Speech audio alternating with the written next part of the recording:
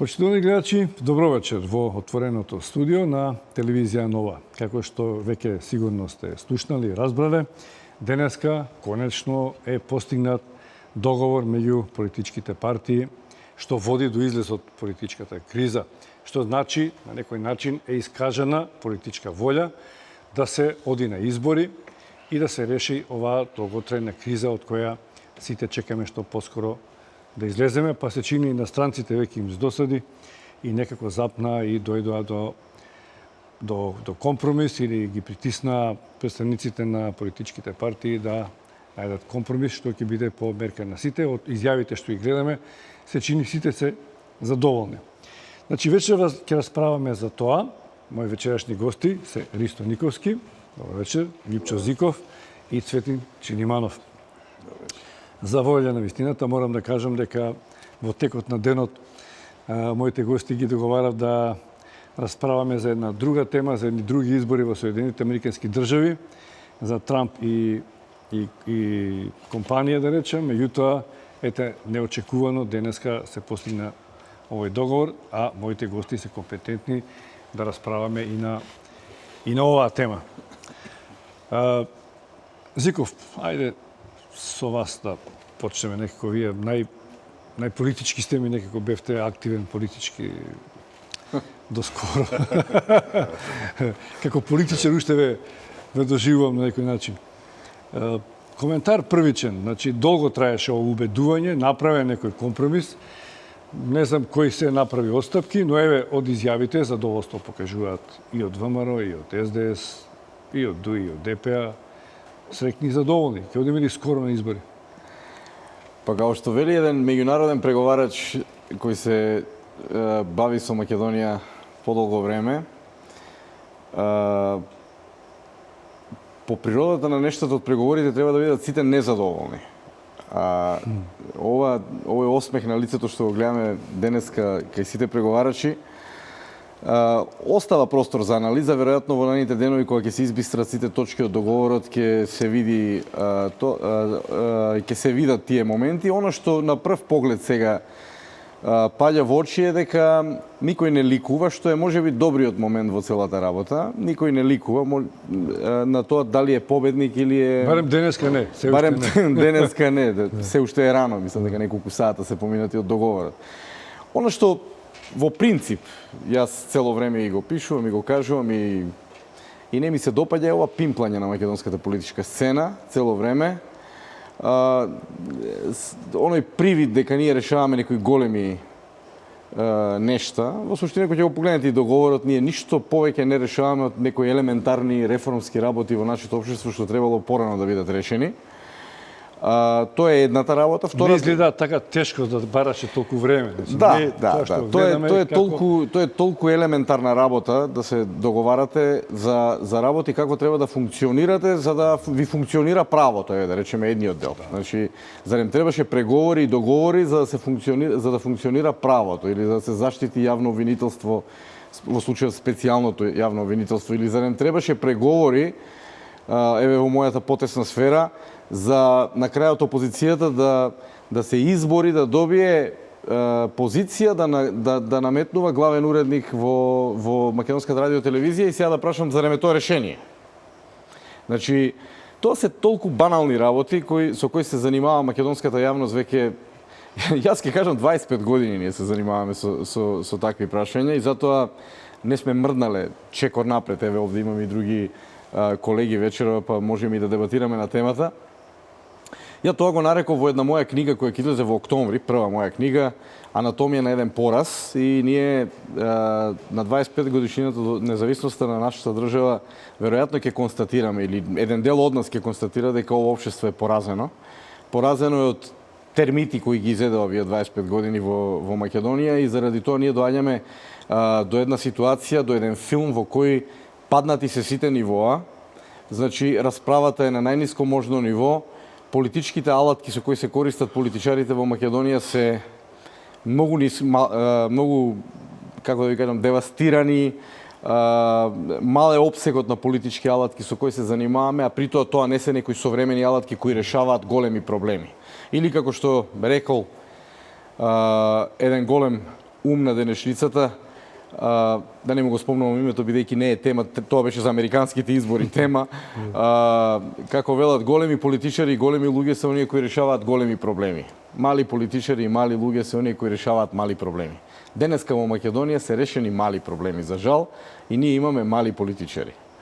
Од лидерите, преку нивните представници, до последните ешалони во партиите, покажавме една колосална незрелост како општество, да мора да дојдат големи амбасадори, да дури цели европски влади се занимаваат или американската влада се занимава со нас, за во суштина работи кои се едноставни, банални. Ние големите проблеми се уште не сме ги решиле. Значи, ние имаме големи проблеми, интеграцијски проблеми, евроатлантски интеграцијски проблеми, ако сакате и проблеми на нова геополитичка позиција на Македонија, ако некој решил да ја менува геополитичката позиција, тоа треба јасно и гласно да излезе пред народот да го каже, ама тоа е проблем, тоа е тема. Тоа треба да се отвори и да се затвори, да се каже, не може да се криете зад некакви банални преговори заради некои големи работи што сакате да ги направите на мала врата. И конечно, да завршам во овој дел, и тоа се прави во јули, замислете. Тоа е, значи, сите се на плажа, на одмори, нема никој да реагира во Македонија за нешто. Не може ни протести да се направат, не може ни шарена револуција, не може ни ГДОМ да излезе, значи, во тоа. Значи, тоа е толку смешно кога го гледате од една диспозиција надвор од Македонија. Значи, замислете како не доживуваат некои вечерва што не гледат од Љубљана, од Виена, од Будимпешта или од тоа. Тоа е тоа. Чилиманов? Па не знам, како што зборува колегата Зиков, ништо не сме постигнале да се фрлиме во Вардар најдобро. Сите не сум толку депресивно настроен, мислам дека и економски, дури некои принципи за кои што мислам дека сме заедно поборници сме напреднале доста во отворење на економијата, во раздвижување на економијата, а и за политичките критериуми, например, ние знаеме какви избори сме имала, какви избори имаме сега. Мислам дека тука сме напреднале драстично напред. Ја не сметам дека странските амбасадори мора да дојдат да се мешаат, мислам дека некој интензивно и агресивно ги повикуваше да дојдат да се мешаат. И тоа не се некои големи амбасадори, тоа се некои прилично ситни и мали чиновничиња, големите амбасадори, големите дипломати. Големи држави се. Да, но се пратени у Македонија, така да големите дипломати од големите држави се занимаваат со големи прашања, па гледаме дека и тука работите не им одат баш како што треба.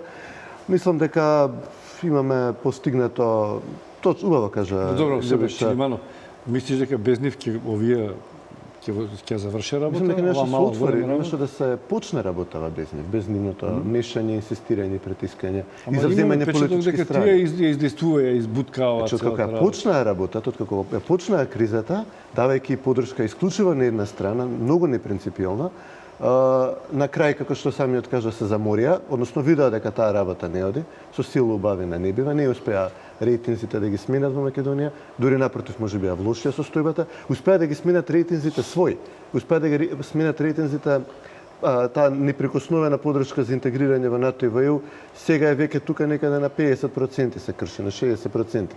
Тие работи успеа да ги постигнат, успеа да енергизираат. А сметаш дека сега овој компромис е повторно унилатерален, бидејќи тие го издействува како дека најавива за едната страна и сега тоа е така асиметричен малку или? Па не, мислам, во текот на преговорите сепак се избалансира. Како што гледаме дека прашањата кои што требаше да се направат, очигледно се покажа дека не се прашања. Се покажа дека немаме проблем со избирачкиот список, дека има 40.000 гласачи кои што живеат во странство и кои што не се етнички гледано гласачи кои што можат да влијаат на победа на ВМРО ДПМН на 200.000 разлика, че се покаже дека таа точка нема врска, дека џабе сме отварали и вештачки сме држала во етар. Се покаже дека медиумски гледано нема право владата или опозицијата да казнува медиум из искажан став и искажано мислење. Тоа е запечатано и во овој договор, че скандалозното барање на СДСМ партиски да именуваат орган кој што ќе може да влегува сега дека ние разговараме и да дели жолти картони и црвени картони, да вика двајца од една страна, еден од друга страна, не може тоа така. И тоа пропадна и казните се намалуваат, така да се покаже дека прашањата кои што беа држани до сега како тема и дека ние сме потврлале на нив, покажа дека всушност не се теми за разговор, туку дека вештачки ни била наметнувани за да се креира криза, а очигледно дека сега веќе некој има изгубен апетит за креирање на таа криза. Креаторот на криза. Се наметна ова сега пак повторно на почеток. како почна, нели, кој е виновен, кој не е, може би е легитимно тоа Цветник што го отворено, ги спомнавме странците, вашиот став околу постигнатиот компромис, ќе беше ли постигнат со или без странците, дали е добар, дали дава шанса да се оди на избори, паралелно се тера и да работи специјалното јавно обвинителство и дали очекувате дека ќе имаме избори годинава или нема да се стаса со сите овие термини што ги наведува во договорот, па ќе мора до година да правиме избори. Прво сакам да ви честитам за покривањето на пучот во Турција. Светски реагиравте и го покривавте, секоја ви чест. Беше на ниво на врвните светски телевизии. Со изложениве ставови околу ова што се случува, апсолутно не се сложувам. Ако ќе пркаме само на површината, то така изгледа. Зад таа површина се кријат многу суштински работи, во прашање опстанокот на оваа држава и народ, и сето тоа е дел едно сценарио кое 25 години се спроведува. И ако ние ова сега го гледаме од денешен аспект и од, не знам, пржино и сето тоа, ние ќе останеме настрана и нема да ја сватиме суштината на тоа. Значи, ова е финале, еден процес кој трае 25 години, на оваа држава која се уште нема целосен меѓународен правен легитимитет, бидејќи нема свое име. Ние се уште не сме равноправен субјект на меѓународната заедница. И сето тоа, кој ќе гледате од 91-та до денес, ова е само, велам, врвот на планината. Значи, дали ќе има избори на 11, на 25 или 5, кој ќе се тоа ситници, разбирате. Ет стейк, што викат англичаните, е нешто многу посуштествено. И улогата кој играат странците не е случајна. Не ги баравме ние нив. Кризата наша не ја активиравме, не ја измисливме ние.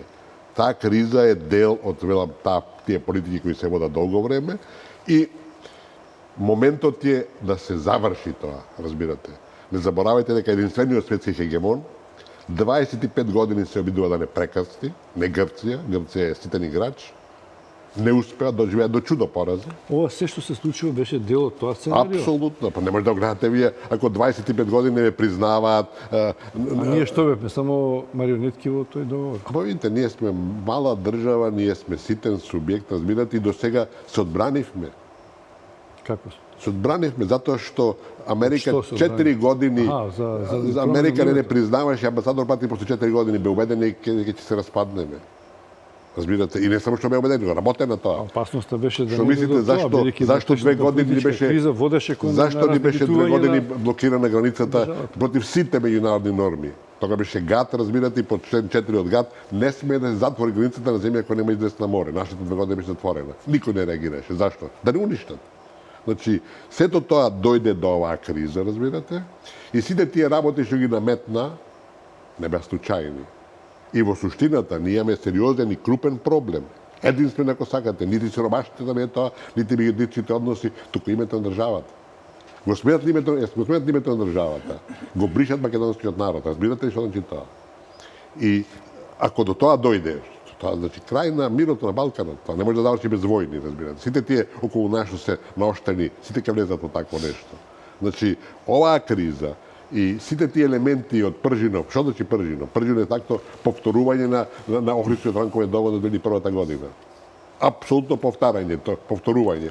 Значи, тие што ни цело време зборуваат, институциите на системот, државата, така натака, ги игнорираат на еден најфлагрантен начин. Добро. Значи, завршим вашето прашање. Дали ќе има избори на 11, како што најверојатно ќе биде? Сите овие индикатори зборуваат дека има избори на 11 декември, да сме живи и здрави. Нема да го реши проблемот тие изборите. Тие само ние и овој договор што го потпиша денеска не е крај на кризата, ова е почеток на излезни можни решенија кои ќе траат. Значи, едно е прашање до изборите, а друго е по изборите. По изборите. Според тоа, велам, направени се, што е направено. Прво, владата која, целта беше владата. Ќе ги поделиме поединечно, ова сега по прв круг генерална оценка само да дајете. Добро. Одиме со изјавите на лидерите на политичките партии, реклами, а потоа се враќаме во студиото. Задоволен сум заради тоа што со овој договор се отвара можност да се организираат фер, демократски, слободни, кредибилни избори на кој што ќе учествуваат сите и на кој што народот ќе одлучи кому ќе ја даде довербата. Очекувам дека на овие избори народот ќе може да одлучи и да ги поддржи проектите и да ги поддржи делата, да поддржи градби, реформи, наместо деструкција, уништување и криза. Исто така задоволен сум затоа што со овој договор се гарантира дека СДСМ ќе биде оневозможена да прави масовни партиски чистки во Министерството за внатрешни работи и дека со завршувањето на изборите завршува оваа влада која што популарно или веќе некоја нарекуваат пржинска. Односно, целиот тој тим на министри и заменици, дополнителни заменици министри, кои што ќе бидат во владата како резултат на овој договор, нивниот мандат ќе им престане по сила на закон со денот на потврдување на резултатите од страна на Државната изборна комисија. Исто така, задоволен сум и што на виделина ќе излезе лагата и манипулацијата што за цело ова време ја пласираше СДСМ за избирачкиот список. Ќе се види дека избирачкиот список за цело време бил прочистен, дека немало никаков проблем со избирачкиот список и дека избирачкиот список не бил причина заради тоа што СДСМ губи. Основна причина заради тоа што СДСМ губил на избори е нивната неподдршка од македонскиот народ, односно поддршката која што македонските граѓани ја даваат на ВМРО-ДПМН и програмата на ВМРО-ДПМН. На почетокот на целиот овој процес ветивме дека овој пат во Македонија прво ќе инсистираме да има обезбедени услови за фери демократски избори, а дури потоа ќе обезбедиме договор за датумот на изборите. Тоа овој договор го обезбедува. Дополнително ветивме дека сите еднострани потези кои што ги повлече владата на ВМРО-ДПМН и ДУИ ќе мора да ги повлечат. Тоа исто така го обезбедува овој договор. Владата договорена во Пржино, владата која што има за цел да организира фери демократски избори, така наречената преодна влада, ќе се врати, а законот за внатрешни работи, кој што беше голем проблем во преговорите, ќе биде одложен до следната година. Ваквиот развој на настаните и ваквиот договор обезбедува услови Република Македонија да заврши со оваа криза која ни однесе многу време, многу енергија и да обезбеди услови за фер и демократски избори. Сите договорени услови за обезбедување фер и демократски избори, вклучително балансиран и целосен пристап на сите учесници кај медиумите, чистење на избирачкиот список, учество во преодна влада која ќе организира вакви избори, политичките партии ќе треба да ги потврдат на средба која што ќе се организира на крајот на август. Република Македонија ќе добие фер, демократски избори на кои што одлуката ќе ја носат граѓаните на Република Македонија. Така и само така нашата држава ќе излезе од криза.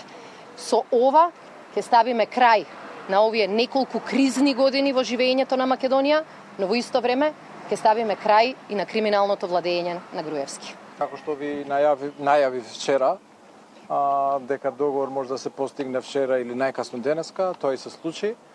Денеска представниците на четирите најголеми политички партии се согласија околу текст на договор, преку кој ќе се направи проценка дали се исполнети сите услови за одржување на кредибилни и сеопфатни избори.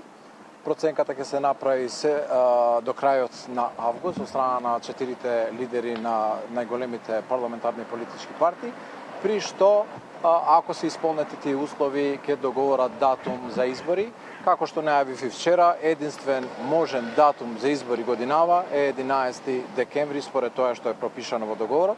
Договорот исто така предвидува и ангажман на собранието на Република Македонија и на владата на земјава околу евроатлантските интеграции, како и спроведувањето на Охридскиот договор и анализата предвидена во извештајот на Европската Унија. Исто така и во кадровските промени, значи по завршувањето на мандатот на пржинската влада, по прв пат во историјата на Република Македонија, министер за внатрешни работи ќе биде албанец, а тоа ќе биде заменикот министер во внатрешни работи во периодот се до изборот на новата влада.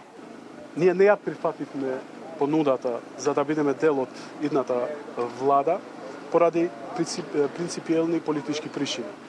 Понудата не беше адекватна за учество на албанската опозиција во таа влада. Партиите, трите партии кои што ќе бидат дел од таа влада, ја сносат одговорноста за имплементација.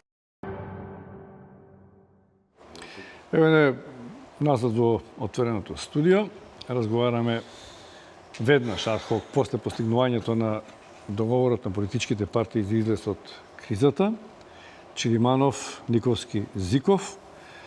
Да не ги резимирам сите како извештено за Зиков, мали работи изгледат како големи, тоа може да се заврши на време. Чилиманов смета дека со помош или без помош на странците никој не ги викна тука да дојдат. Николски ја радикализираше позицијата, сметајќи дека тие создадува кризата, а ние да ја вадиме се, така, да ја решаваме. Тие ја вадат повторно, на наша штета. Но не се сложи со Зиков. Зиков сосема спротивни ставови во кругов, да речеме, околу од тоа на почетокот што го каже. Но, ако не беше така, ние почнеме да навигуваме во економска криза, што не е мала работа. Политичката може сама за себе не значи ништо, иако е значајна за демократскиот и правниот поредок во државата кој што беше проблематизиран, но се повеќе и власт и опозицијата посочуваа на можни економски последици.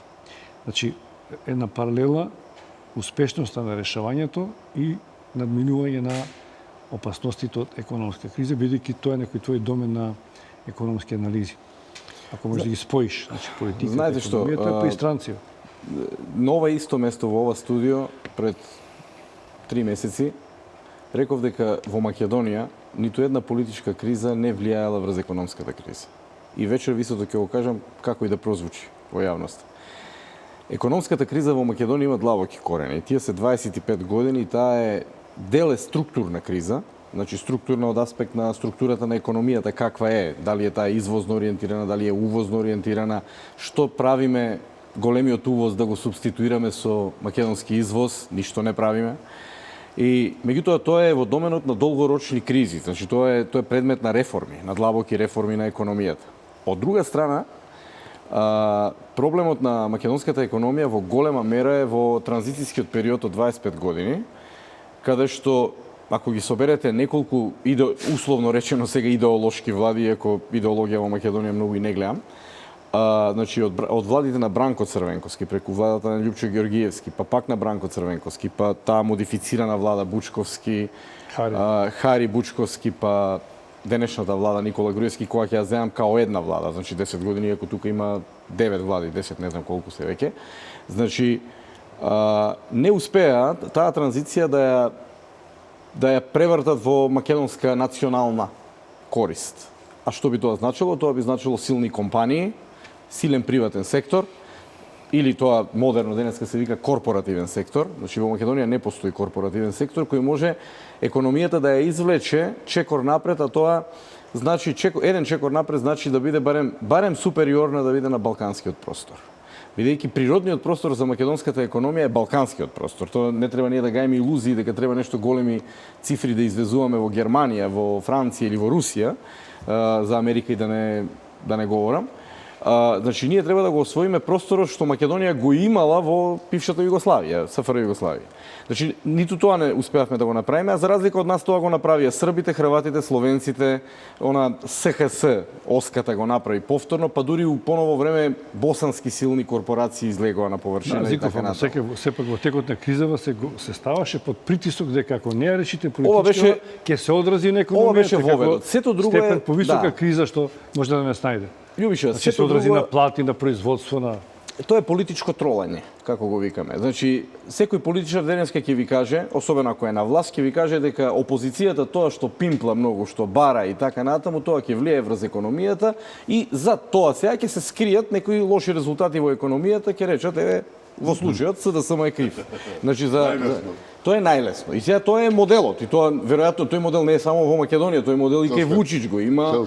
Го имат хрватите следете ги овој период. Сега има, вика, во Хрватска Јутренји лист пишува коментар, уводник угледниот јутренји лист вика болje нам е без владу. Значи имаат подобри резултати без влада. Значи во моментот. Значи тоа јас го велам, го книжам во графата политичко тролање и тоа нема врска. Тоа само покажува дека политиката и овие политички сеанси во Македонија кои се повтараат циклично, можеби на 4, на 8, на 10 години во Македонија, немаат ама баш никакво влијание врз македонската економија. Таа си има своји дефекти внатре и тие дефекти, за жал, секоја влада пред да дојде на власт, значи 2005-та го слушав, 2003-та, 2004-та и 2005-та ги читав колумните на Никола Груевски кои беа пишувани во Дневник.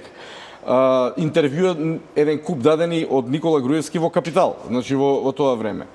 Јас ќе го прашам да имам прилика колку тоа што го ветуваше во 2005 година, во 2006, 2007, 2008, 2009 и 2010 примени во Македонија. Следејќи ги овие работи ќе ви кажам дека многу малку. Значи за тие работи, меѓутоа не е тоа темата.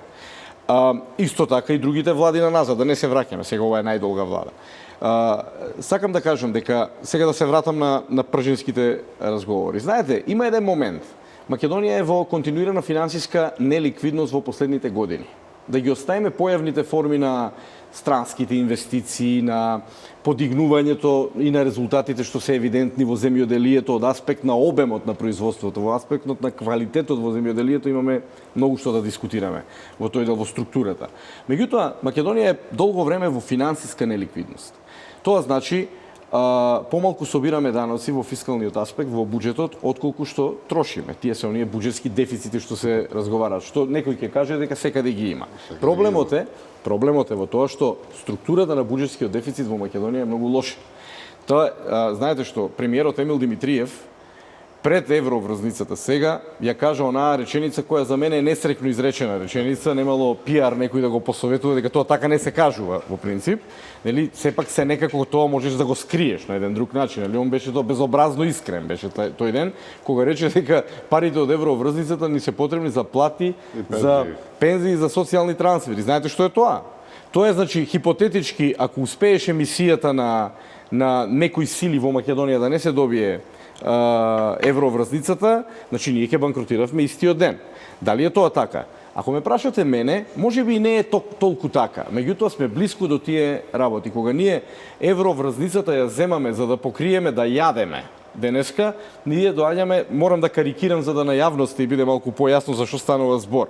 Значи, ние доаѓаме до една точка да кажеме целата оваа криза го правеше тоа, придонесе за таквата состојба на Македонија или токму таквата состојба ја дестабилизира Македонија? Значи, таквата континуирана состојба во Македонија цело време ја дестабилизира политички Македонија во еден дел, во еден сегмент.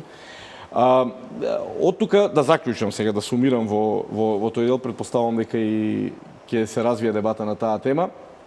Сакам да кажам дека во Македонија се согласувам. Не е важно кога ќе има избори. Совршено не е важно дали на 11 декември ќе има избори, дали во февруари, дали во март и така, дали во 2018 година. Не беше важно ни пред овој договор денеска. Овде е важно, конечно, владата што ќе се добие после изборите, да се зафади со длабоките проблеми на она што значи финансиска кондиција на земјата, на она што значи економија во државата, отворање нови работни места во еден реален сектор, не она што ќе ни го кажат сега во зоните, веднаш ќе ни речат, видите, во зоните 6000 отворивме. Не е тоа поентата. Македонија има длабоки проблеми кои се во исто време поврзани со нашите интеграцијски процеси.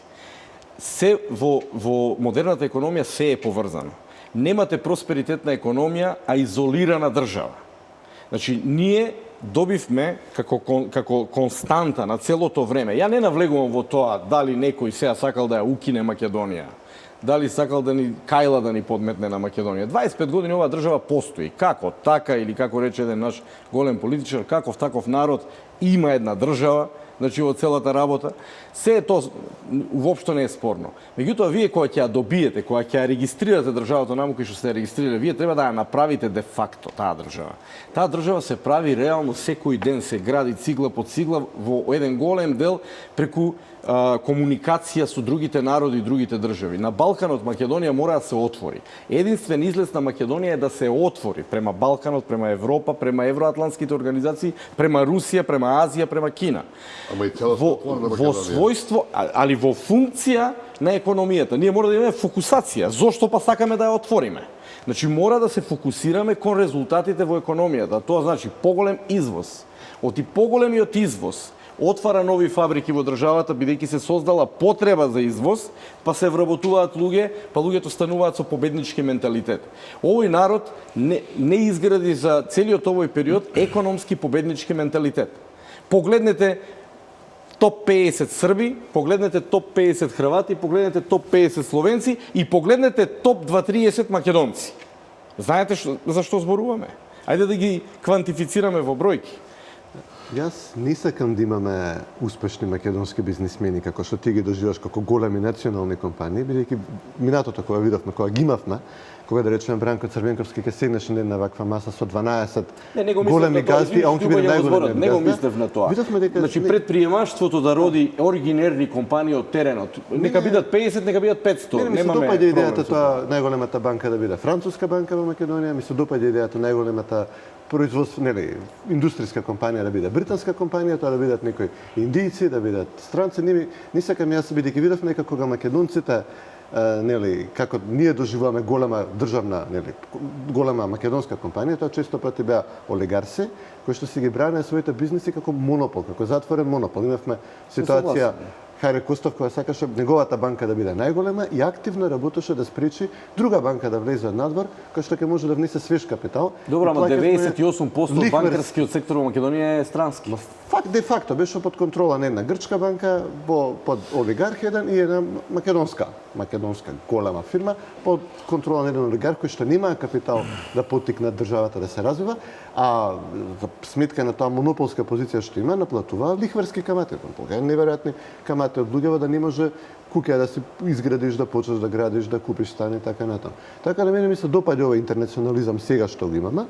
Ми се допаѓа и тоа кога ќе видам дека не знам една фабрика ќе се отвори, буквално се решава прашањето на невработеноста на работничката класа во еден цел регион. Ние имаме цели региони во Македонија чии проблеми со невработеноста се решија, не се тоа сјајни работни места, бидејќи да бидеме реални, просекот на нашето население не е луѓе кои што можат да кодираат и софтвер да прават, туку е, нели, работничката класа, луѓето кои што треба да работат во погон, во фабрика, генерално се згрижени или се згрижуваат.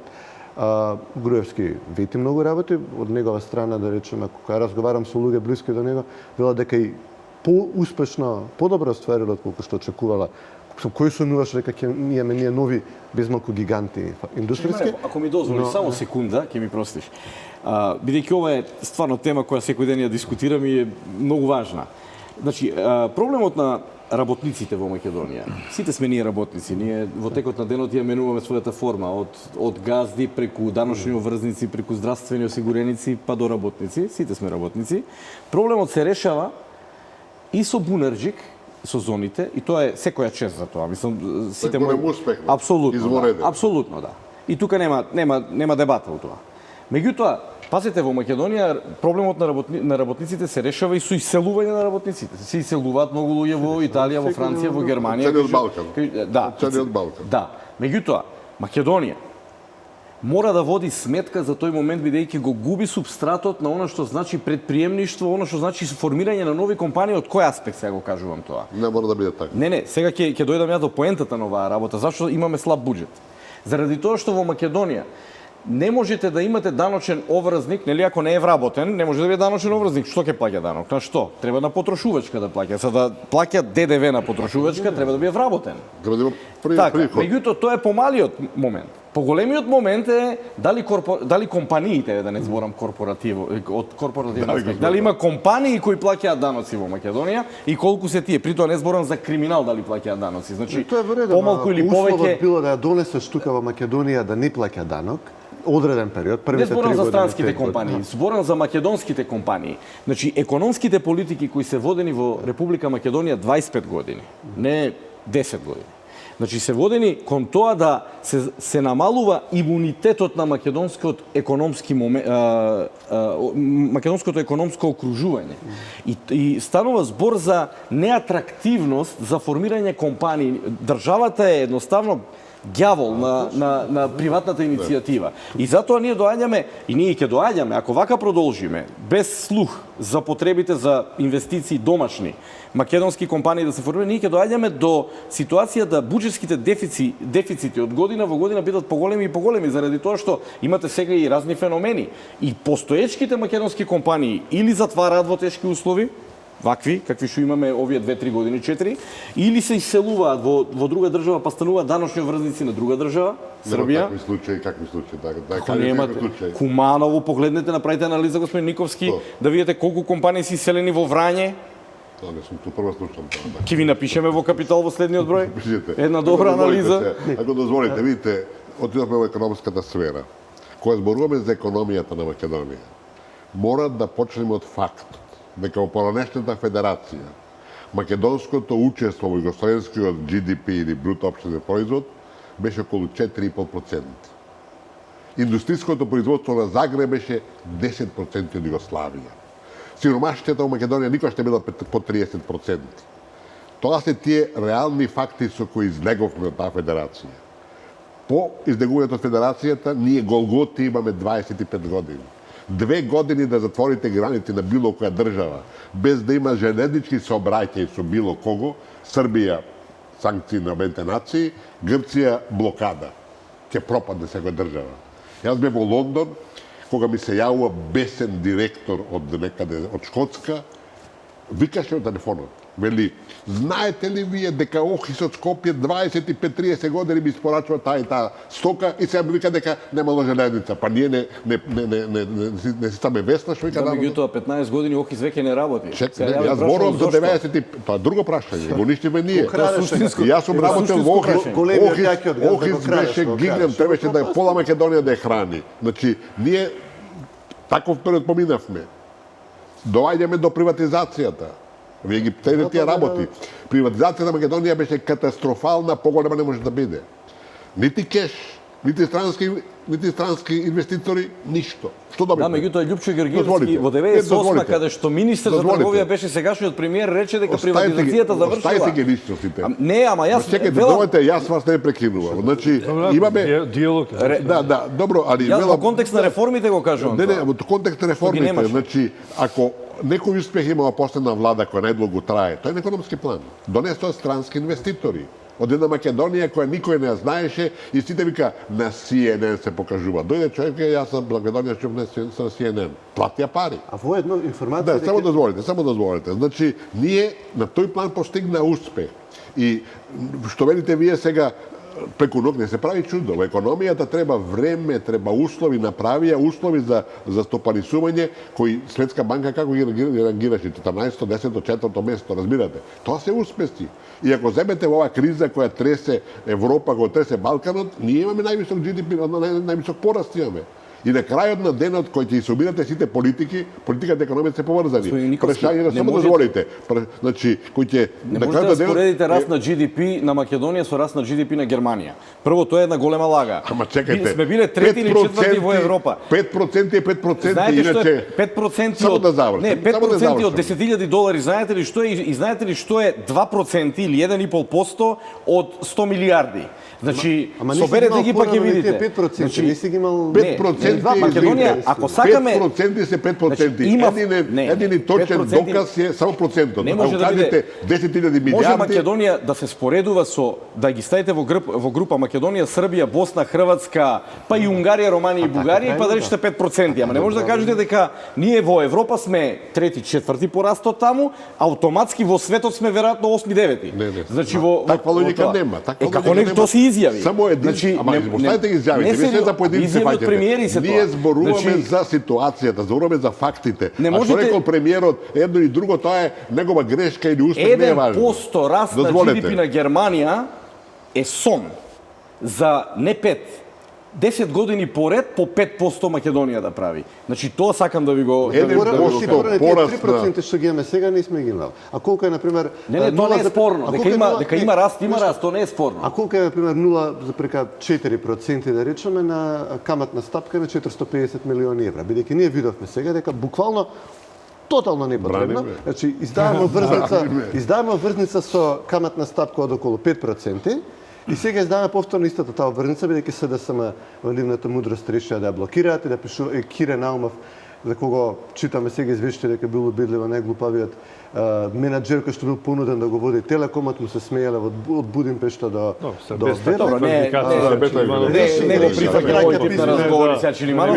Значи една работа на Македонија е потребно. Добре, ако може да довршам. Човекот поднесе, пишуваше до Reuters, пишуваше до Deutsche Bank, до КДСН, истата врзница ја повторно се објави, се продаде, но каматната стапка порасна од 5% на 5,4%. И сега ќе платиме 25 милиони повеќе во камати, затоа што Кире Наумов со бајлето му текнало да игра некаков бизнесмен. Или друг момент кој што го направи, а во изминатиот период зборувавме дали СДСМ навистина се обида да прават штета на економијата.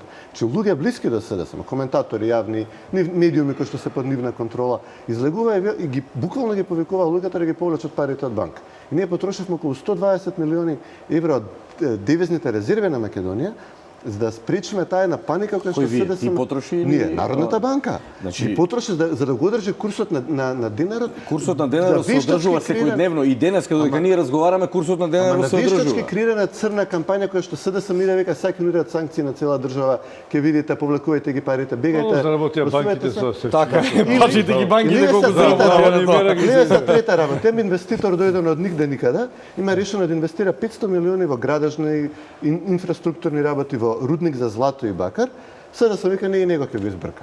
Во Струмица на Заев. Заев сака своите луѓе да ги спречи. Струмичани нека се вработат. 2000 луѓе се вработат во градење, при градење на тој рудник цела планина треба да се обиколи со патишта, со инфраструктура. 500.000 луѓе ќе работат кога ќе биде готово, 500 милиони ќе му се потрошат во Струмица од тоа пусто лудило сега што ги има да дојде на власт. Заев Струмица сака да се хендикепира во момент. На 3 работи не кошта сака штета да ни направи од безмалку милиарди. Ако може да продолжам. Не е почната уште. Да, кампањата. Ако може да продолжам. Кризата директно влијае на економијата од секој аспект, од ако сакате психолошки, па не конкретен. Вие сите сте сведоци, вие поготово го пратите тоа секојдневно. Странските инвестиции паднаа во Македонија. Секој странец ќе размисли 2 пати дали ќе дојде во држава кај што има шарени не знам какви револуции. И кога ќе ги чуе телефонските разговори. Видите, ако ги слушате на телефонските разговори на Меркел, на Обама, вие уште повише ќе ви се крене. И мене ќе ми се крене. Ама овие ги слушна. Ама кој ги даде тие? Тоа што да ги даде дедо ми мој. Ги дадоа тие што ни експертира кризата. Ама сега што ти го убиваме голубот. А замислите да не ги дадевме.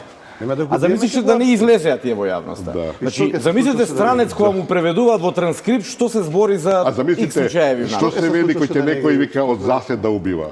Не убива ваката од заседа. Тоа е убиство од заседа, разбирате.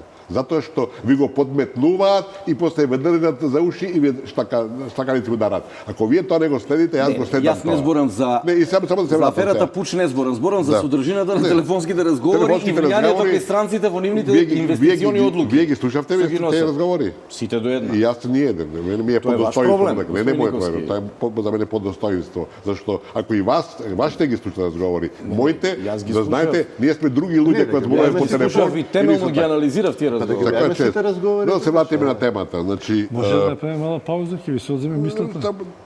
Уште една минута може? Ајде. Да. Значи, зборуваме за влијанието кое е директно и кое не е случајно, а вие зборувате и за тој буџетски дефицит. Значи, јас сум економист и можам да ви кажам дека поголема глупост од буџетски дефицит јас не можам да замислам, зашто вие де факто создавате клима да секој се задолжува и на друг начин да биде зависен од странските банкари кои денеска владеат со светот, така? Да. Значи, ние имаме отприлike 3 нешто ќе биде годинава, 3-60 отприлike, и тоа доаѓа некаде колку 300. И тоа не е многу голем буџетски дефицит. Во светски дако, али слушајте, вие ако за 10 години по 3, тоа е 33% GDP-то. Значи, вие де факто се задолжувате можете и утре ќе паднете во канџите на тие странски банкари кои ќе ви го јадат медот. Што направивме ние за 25 години Дозволете да се сега да извлечеме кажам, тие канџи? значи што може да направиме ние? Тоа е светски тренд. Ние можеме да се бориме да тука да го намалиме, да штедиме и така натака и така натака. Меѓутоа, велам, Што да тоа е штедиме? неизбежен. 250 евра плата, што да штедиме? Ако е, значи сега 3 нешто, и ако земе ова врдица која земавме, значи имаме за оваа година и за следната година имаме преку 600 милиони. Ние растаме економијата, 300 и нешто милиони е тој дефицит годинава, разбирате. И ситуацијата која вие споредувавте со Србија, Хрватска и Босна и другите е во голем дел иста со нас и ние во ништо не сме полоши. Јас ќе ви кажам, затоа што земете со пензискиот фонд на Србија, јас примам дел од пензијата од таму. Катастрофална ситуација. Не сум знаел. така да. И ќе ви кажам уште нешто. Јас имам 50% прилика од пензијата од Србија и последниве 3 години ми е намалена од прилика 30%, а македонската ми е зголемена за 30%. Па видите се кој е кој. Така да сите тие работи се дел од едно подолго сценарио, од еден подолг да речем период кој влијанијата се многу мали или минимални. Ние да го решиме пензискиот фонд нема шанс, разбирате ли. Можеме да работиме, да направиме програм од 20 години па некој да излеземе. Србите може 30. Али треба да почнеме да го решаваме. Ние тоа не го правиме. Тоа е друго прашање. А пензискиот фонд, неговиот лек не е во пензиската сфера, туку е во економската сфера на инвестиции на нови компании. Да има придонеси. Не го правиме. Не заборавајте дека јас на пример најдов амбасада во Лондон која беше собственост на францускиот пензионен фонд. А ние кога дојдовме во современа независна македонска држава, пензискиот фонд беше изеден, разбирате. Така да ние почнавме од нула. И не заборавајте дека и тогаш имавме колку 2 милиарди, отприлike или скоро 2 милиарди имавме германски марки, банките што го плачка народот, нели така? И ги вратија. Така да направени се успеси кои може да се почитуваат. Никовски, да направиме уште една мала пауза, бидејќи ова се кошта рефлектори и чини, па рекламиве мораме да ги пустиме да вратиме некој динар од трошоците. Добро, малку коментари во време на паузата од дебатата. Почитувани господа, добра е оваа дебата. Некако економијата надвладеа, иако и тоа е важно да се говори, бидејќи зад овие точки кои што беа постигнати, веројатно говориме за што потоа. Но ајде да дојдеме до тоа, до изборите, мислевме дека е мал проблем Зиков, но сепак 2 години скоро овој мал проблем можеме да го речеме. И ако не се договора и денеска, ќе терапе може, не знам уште колку долго. Дали тоа ќе имаше влијание на економијата или не знам, но ние некако почнеме да заглавуваме. Од една страна се навикнувавме на кризата, но се подели општеството, значи и граѓанскиот сектор, дом, па шарена револуција, па почнеме по родендени слави да се закрвуваме, да се караме. Добро е да расчистиме кој е газда у куќева, да се случат избори, да знаеме кој ќе ја води државата. И економски се разбира. Ајде малку бидејќи сте аналитичи, еве Чилиманов, значи избирачки список, медиуми, влада, нов министар, заменици министри, МВР, се демонтираше, не се демонтираше, на крај се постигна некој договор. Има многу точки, не верувам дека ќе стигнеме уште еден саат да разговараме за секоја одбошка, за СЈО, за термините. Генерално,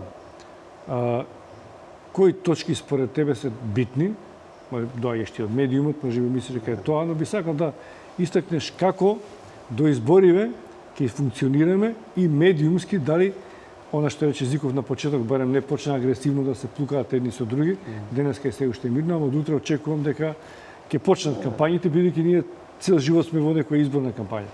Ја мислам дека за, како што кажав, темите, како технички проблеми што се истакнуваа дека се пречка за избори, беа еден голем блеф.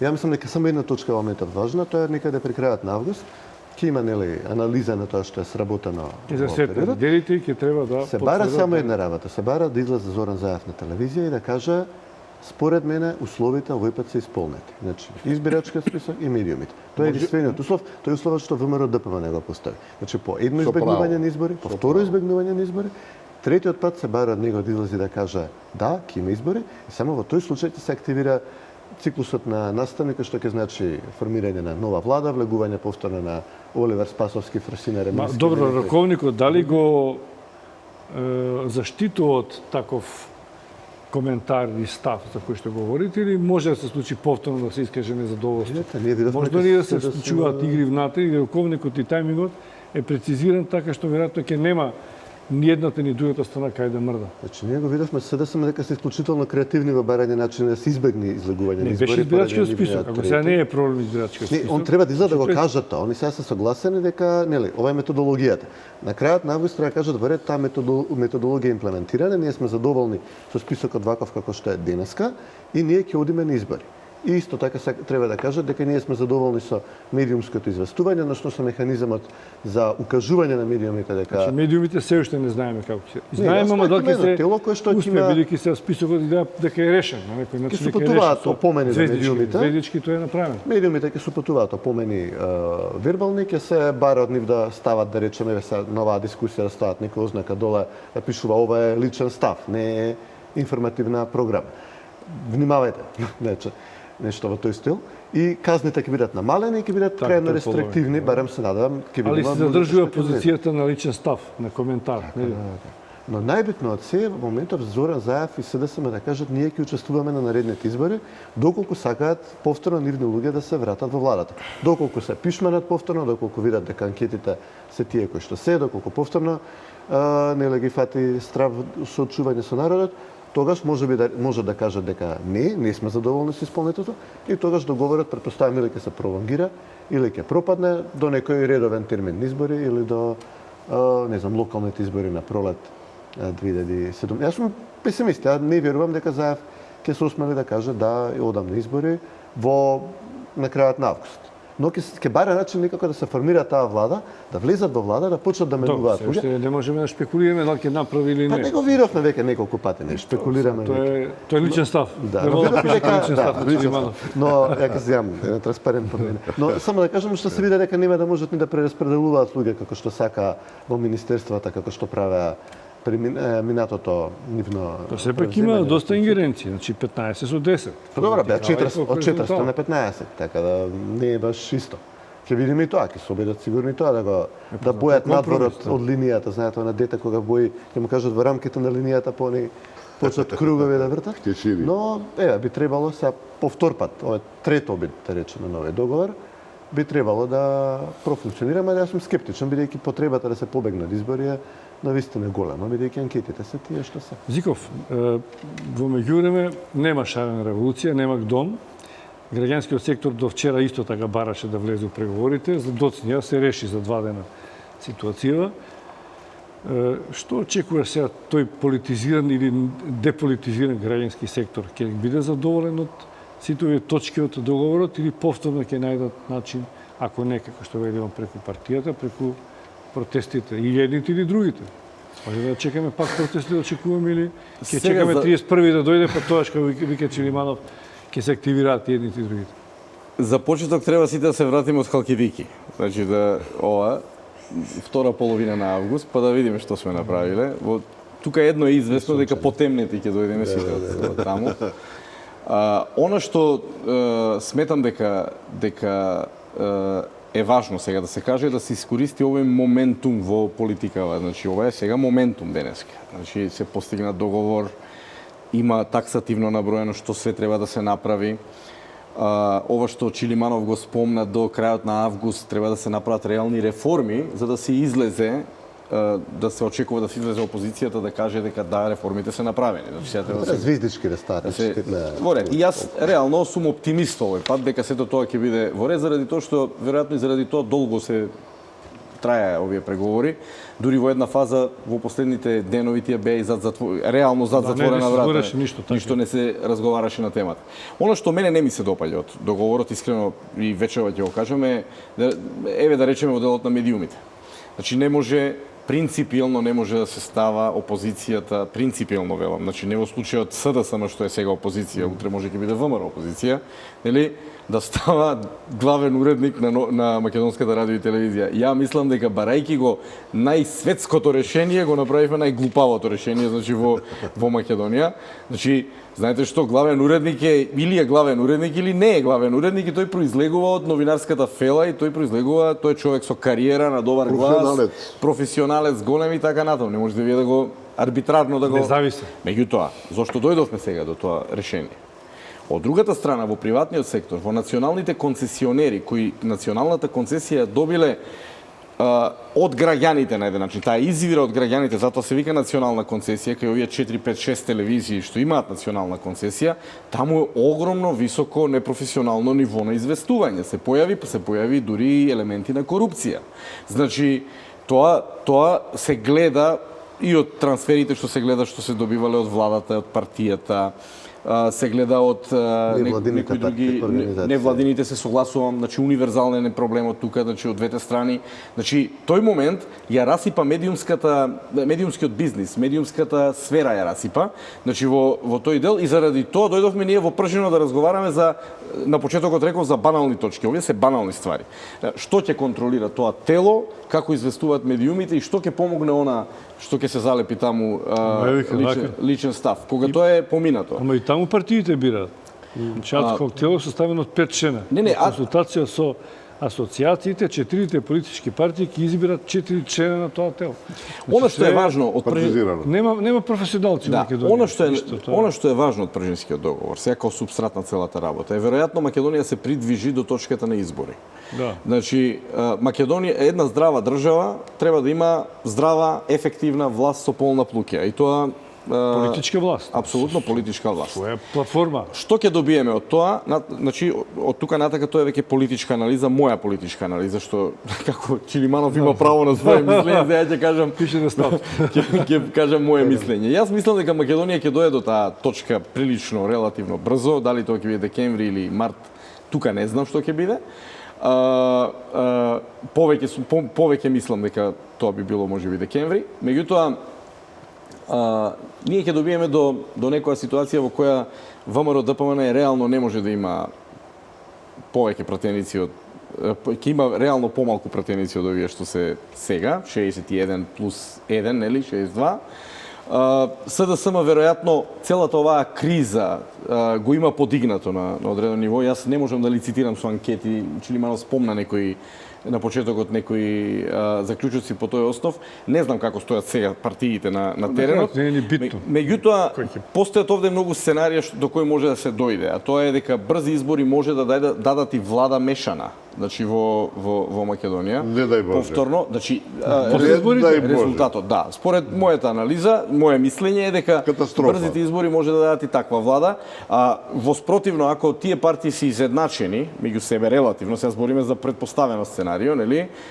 Тогаш ако не се оди на таков тип на влада, ќе се добие време на нестабилни влади. Значи, ние ќе влеземе во нов период на нестабилност, значи нестабилни влади. А тоа значи дека ако се двете главни партии во Македонија, од македонскиот корпус, условно речено изедначени, ако албански фактор биде коалиционен партнер, ние можеме, а не се двете нели во влада, како што е во Германија во случајов, да речеме, или во Хрватска, како што беше, само што ни таму го имаа мост, ние го немаме во случајов. Значи, тогаш ќе дојдеме до ситуација Македонија да влезе во еден период на нестабилни влади и ќе имаме прилично интересно време до годините на напред. Значи во тој дел до некои нови катастрофално време, не дај Боже. До некои нови избори. Мислам дека целта на оваа криза беше смени ова гарнитура на власт. Кога Груевски беше во февруари 2011 година кај Џо Бајден, нема да го речеме каубојот, се врати во Скопје, тоа беше во февруари 2011, во март имаше изјава на Рикер. Премиерот ги доби јасно нашите пораки, меѓутоа како да не ги разбрал. Не го цитирам, него го импровизирам. Ние сме сега уште позагрижени за Македонија. Ачи да ти кажат, нема. Ова све се правеше, прислушување све, странски служби, дали го снимане во Скопје не е важно, некој плаќаше од надвор, тоа нема дилема, тоа е класичен терк на ЦИА. Беше да се изрезили власта, да се смени, ја изрезили, променија многу, дали ќе се врати Груевски како премиер, многу тешко, да сме живи и здрави, ќе видиме. Добар дел таа гарнитура е тргната од страна.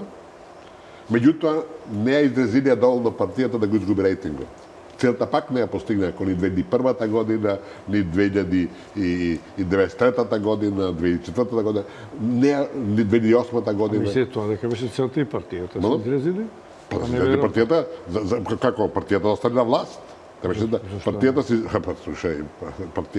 знае кој доминира таму, кој е главен и кои се луѓето.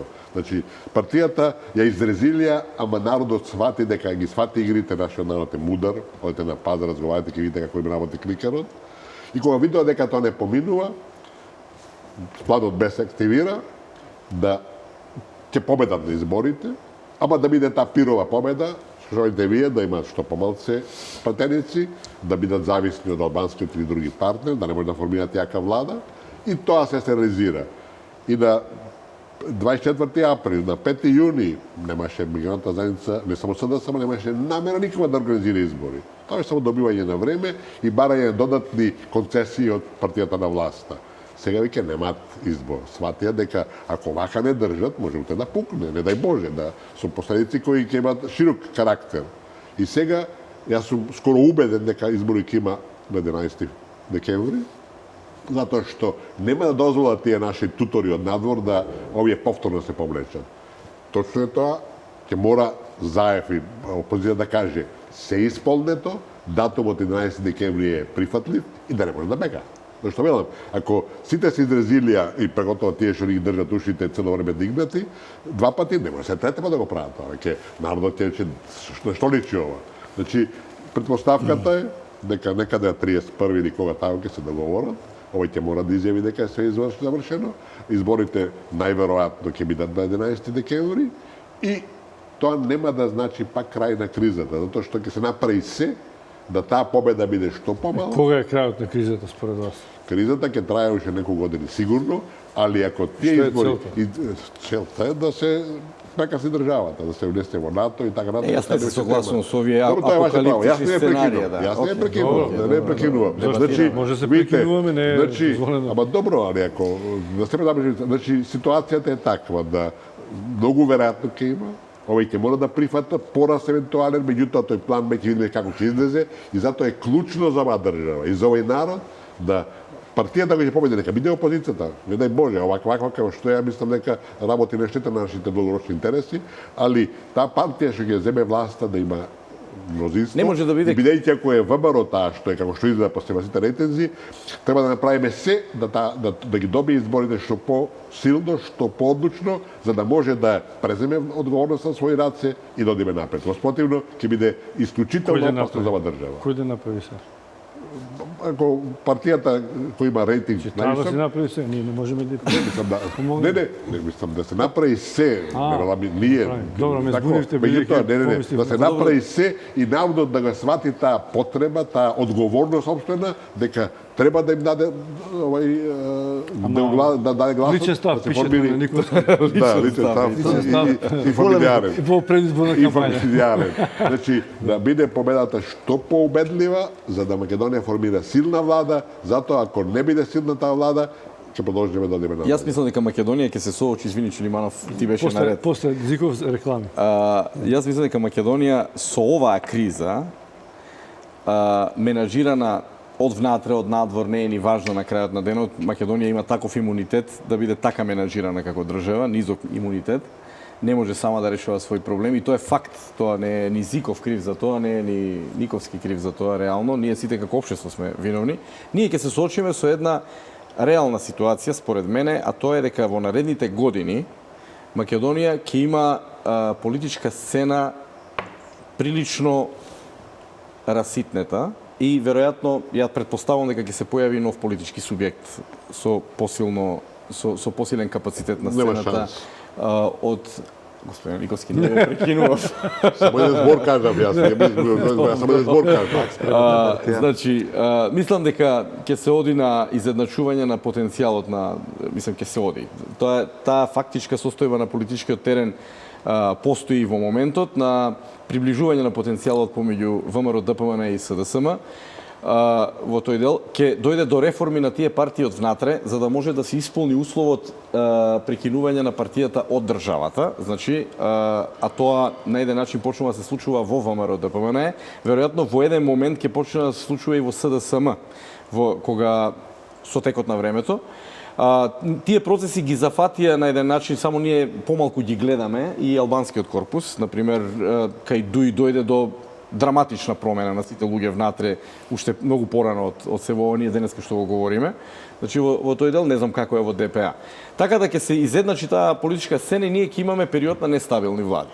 Тие влади, добро или лошо? Јас сметам дека е тоа добро за Македонија, заради тоа што Јас сметам дека е добро заради тоа што тоа е добра почва за изнедрување на лидери во Македонија. Македонија како никогаш досега и се потребни лидери не како деспоти, не како авторитарни, при тоа не мислам само на лидерот на едната партија, зборам за лидерството во 25 години во континуитет.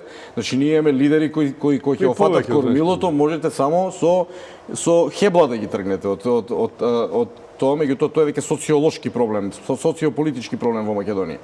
Значи, ќе се раситни таа сцена, тоа е добра почва за нови мисли, за нови идеи, нови лидери ќе се изнедат од тоа и мислам дека добро е за демократското здравје на Македонија да Македонија помине низ една таква фаза на нестабилни влади кои можеби ќе паѓаат за година и пол, две, кои ќе имаат добри агенди за работа и за реформи, значи во тој дел, бидејќи има и уште еден феномен во Македонија. Вие како ќе победи една влада, вие немате кај таа влада, една политичка гарнитура која прави влада, кај таа влада не постои политичка агенда по која треба да одите и треба да испорача резултат. Тоа го видовме 25 години, го гледаме тоа. Значи, сега, што ќе биде политичката агенда на идната влада после декември? Значи, таа треба да ни каже од која точка А до која точка Б ќе треба да стигне Македонија во некој неизин замислен мандат. Ајде да дојдеме до изборите. Одиме со последниот блок реклами, така мислиме дека имаме уште еден блок, а потоа завршуваме со Чириманов. Еве сме на крајот на оваа дебата за постигнатиот договор. Добар дел беше економски посветен. Останува уште господин Чириманов со неговиот завршен говор. Имаме уште малку време да почнат и вестите. Чириманов, верам дека имате и реплики и коментар. Они не може да ви вратат со контрреплика, бидејќи им се потроши времето. Но сакам да кажам, бидејќи ошто го наметна сега, дали има блиски резултати или не, без разлика кој ќе победи. Мене она што ме плаши, не верам дека ќе се случи, бидејќи ако се договорили политички дека ќе одат на фери демократски избори, дека се постигнати сите елементи, значи дека на крајот на краиштата тој што ќе победи треба да добие зелено светло од другиот честитки да формира влада. Но бидејќи се знаат да бидат и нечии нашите политички партии лидери, да рече сега едните или другите, сега ја не ги признавам резултатите. Не очекувам нека приближување меѓу другото. Повторно не ги признавам резултатите. Не очекувам приближување меѓу другото, имајќи предвид дека да речеме во изминатиот период СДСМ собра некои превртачи, да речеме, од ВМРО, кои што излега од коалицијата на ВМРО, помали партија, еден човек партија, кои што исто така бараат места во влада и се. Го има тоа доста агресивно, доста гласно тело околу Сорос групата, која што оди на протести сега, да речеме, Кире Наумов вели, јас ја запрев врзницата, ама и они излагуваат векаат и ние ја запревме. Подготвуваат своји извештаи, планови за програми и така натаму. Кога сами на протести собираат 20 луѓе, кога партијата ќе застане за нив излагуваат неколку илјади, но знаете, они ќе имаат еден страшен проблем кога ќе треба да се направи кандидатската листа.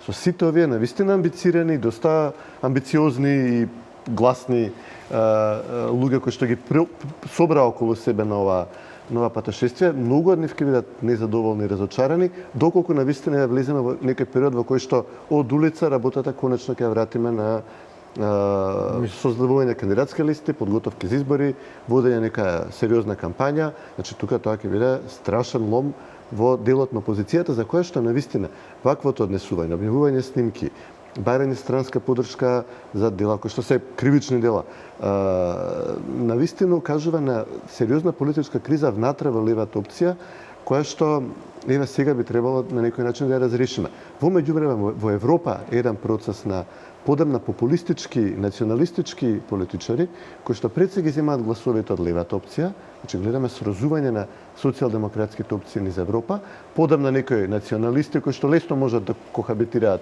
со десницата, и гледаме агресивно поставување на американската администрација во заминување и на Брисел кон тие политичари. Од Полска, Унгарија, Чешка, Словачка, Србија до нас. Значи, не сме ние единствени сами во оваа приказна, да речеме, како што вели амбасадорот Никовски, дека ние сме само под напад. Цела Источна Европа е под напад. Австрија, Словенија. Тоа е точно. Не сме, значи, Хрватска. Така да, многу по-крупнен е процесот, многу по-сериозен е процесот, а ништо во тоа не укажува приближување на силите на левицата и десницата, напротив. Така да јас очекувам тензични денови, но за цела Европа, не само за нас. Ајде сега да почнеме за изборите во Америка. Темата што договараме. Ви благодарам за учеството тука, што веднаш се снајдовте во адхок во истиот ден кога договаравме друга тема да прокоментираме ова што денес се случи. Можеме да го намалуваме значењето и да го зголемуваме, но сепак е успех што најдоа заеднички јазик на крајот на краиштата. Чекор напред. Да, е чекор напред, барем страстите малку да спласнат. Какви ќе бидат деновите до тогаш и потоа останува да се види, не можеме се да предвидиме, но еве да од утре натаму да видиме нешто појавно ќе се покаже, па можеби некои фајлови ќе ни слегнат, видна анализа ќе направиме, ние сме отворени барем до август. Благодарам уште еднаш што бевте гости во Отвореното студио. Почитувани гледачи, благодарам на вниманието, довидување и пријатно.